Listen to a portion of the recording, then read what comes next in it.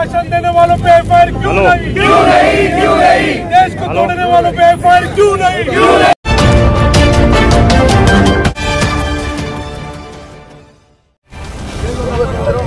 आज का आंदोलन दिल्ली में जो हिंसा हुई 38 लोगों की,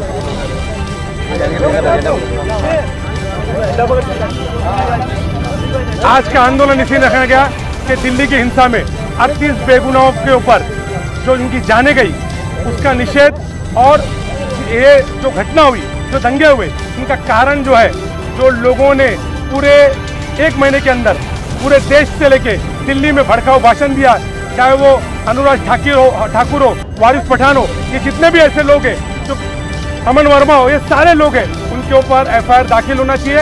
और हमारा सबसे पहले ये कहना है कि दिल्ली हाई कोर्ट ने जो आदेश दिया था 25 तारीख के दिन कि ऐसे लोगों के ऊपर एफआईआर अभी तक दर्ज क्यों नहीं की गई, इसलिए हमारी ये मांग है कि दिल्ली हाई कोर्ट के आदेश का तुरंत पालन करे दिल्ली पुलिस, और देश के तोड़ने वाले के ऊपर गुनाह दाखिल करे, और उनको उनकी जगह देश में खुलेआम घूमना नहीं, जेल है।